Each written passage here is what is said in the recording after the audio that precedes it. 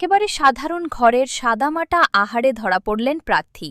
ভাত, ডাল, সবজি ও মাছ ভাজা এই আন্তরিক আয়োজনেই আহার সারলেন বিধানসভার তৃণমূল কংগ্রেস প্রার্থী ডাক্তার নির্মল মাজি।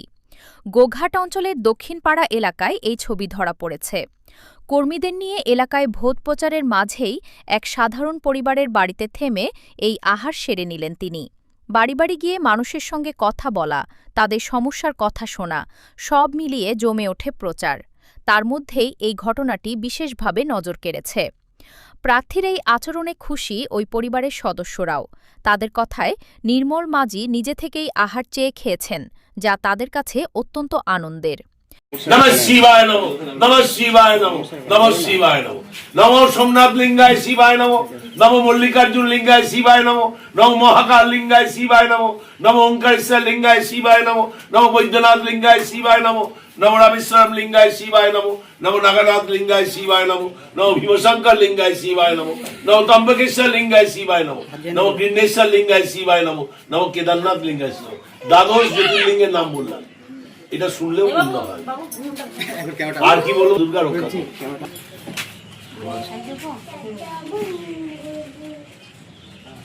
আমি মায়ের সেবা করি, আমি মাকে নিয়ে থাকি।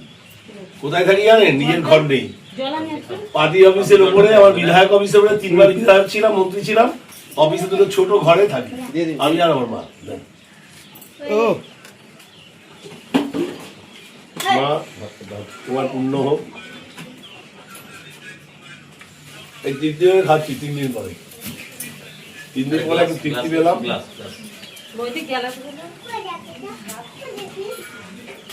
তিন দিন পরে ভালো করে খাচ্ছিল।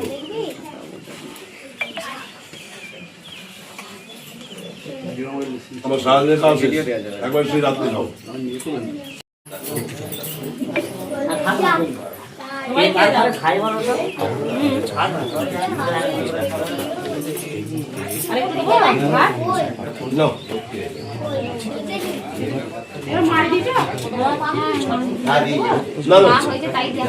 কিছুই রান্না হয় না।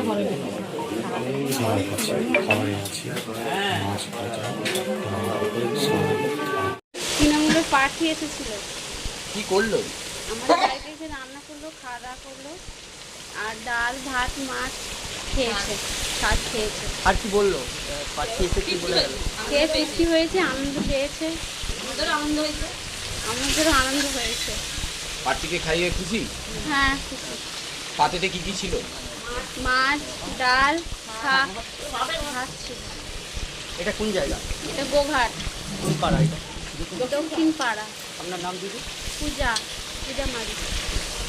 বাড়িতে বাড়িতে যাচ্ছি, তা একটা বাড়িতে রান্না হচ্ছিল, আমি রান্নাতে হাত লাগালাম। বৌমাদের সঙ্গে, মায়েদের সঙ্গে, বোনেদের সঙ্গে আমি তৃপ্তি করে ওরা খেতে অনুরোধ করলো। আমি ডাল ভাত মাছের ঝোল সবজি একবার তৃপ্তি করে খেলাম। 3 দিন বাদে ঘুরতে ঘুরতে মনে হলো হ্যাঁ, নিজের নতুন ঠিকানা, নতুন ঘরটা, এটাতেই শেষ জীবনে শেষ মৃত্যুর দিন অবধি কাটিয়ে দেবো। আর এখানে উন্নয়নের কাজে আমি সমর্পণ করব নিজেকে। একটা বড় মেডিকেল কলেজ, সেটা প্রাইভেটই হোক আর সরকারি হোক, একটা বড় সরকারি মাল্টি সুপার স্পেশালিটি হাসপাতাল, প্রতিটা পঞ্চায়েতে একটা করে অ্যাম্বুলেন্স, আর পুরো বিধানসভা ক্ষেত্রের জন্য একটা 60 লক্ষ টাকার একটা বড় মানুষকে বাঁচানোর জন্য যে ভেন্টিলেটর অ্যাম্বুলেন্স, সেই অ্যাম্বুলেন্সের ব্যবস্থা করব।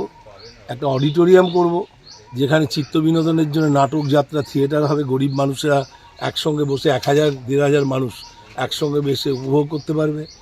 সেখানে সাহিত্যিক, বুদ্ধিজীবী, কবিতা, গান, নৃত্য, গীত, ছন্দ সমস্ত কিছু হবে। আর রামকৃষ্ণের এই আশ্রমিক পরিবেশে, তার পূর্ণ জন্মস্থানে এসে আমি ধন্য হয়েছি। সেখানে আমার মনের শেষ ইচ্ছে পূরণ করব।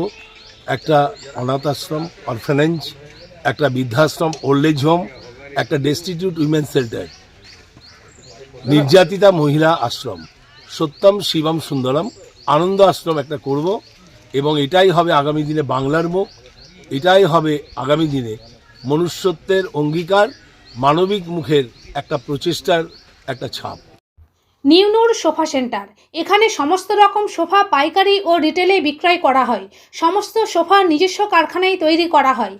প্রোপাইটার হানিফ হোসেন খাঁ ও রুহুল হোসেন খাঁ, বড়ডোঙ্গল হাটতলা সিনেমা হলের সন্নিকটে, হুগলি। যোগাযোগ 7797170093 এবং 9382003105।